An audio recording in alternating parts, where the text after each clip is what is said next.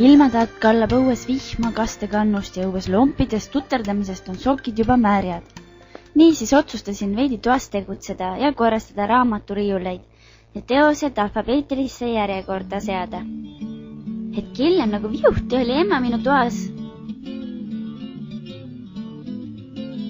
Tubli oled, aga tead, praegu pole sellel tegevusel suuremat mõtet, sest me peame need varsti maakodusse ümber kolima.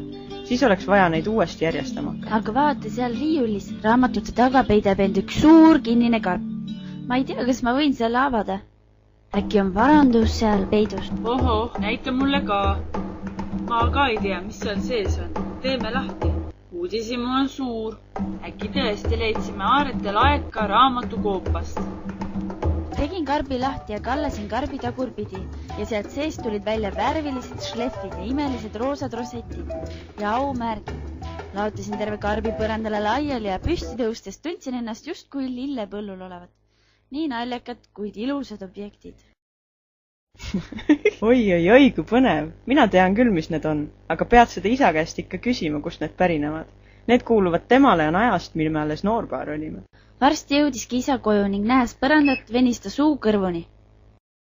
Ohoo, kus sa need küll välja võlusid? Ma olin selle aja juba täitsa ära unustanud. See kõik oli umbes 30 aastat tagasi. Mis sa seletad? Ma ei saa aru. Mis need on? Need on minu hobuste aumärgid ja hobuste ehted.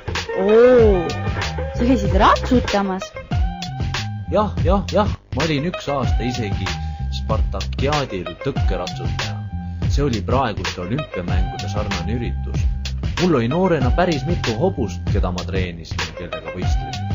A miks mind ratsutamist treeni ei pannud? Ikka võib minna. Aga ema kartis, et kui sa liiga noorena ratsutama hakkad, siis sul jalad pehmed kondid muutuvad kõveraks. Räägi veel. Mis siis ikka?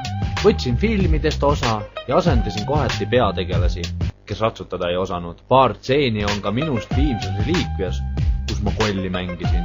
Aga ma pole seda filmi näinudki. Pole ka ammu vaadanud. Eks teeme siis täna filmi õhtu. Aga enne tuleks vist need auhinnad karbist välja võtta ja kuidagi komponeerida seinale. Jube kurb, kui sa nii tubli olid ja nüüd need ilusad roosid ja hobuse pildid istuvad kuskil karbis. Hästi, ma jätan selle siis sinu ülesandeks. Ja ise lippan filmilaenutusse Viimset reliikviat tooma. Ja siis, et filmi vaadates hea näksida tipikastmega, poodi lillkapsast ja porgandit ostma. Viimase peal plaan. Varsti näeme. Ema, aga kas sa aitad mind? Ikka. Meil peaks keldris olema vineeri. Värvime selle üle ja komponeerime siis need pildid ja slefid sinna peale ja riputame toa seinale. Ning, et siis filmi ajal mahla kokteili juua, toob keldrist ka üle-eelmise aasta unamahla.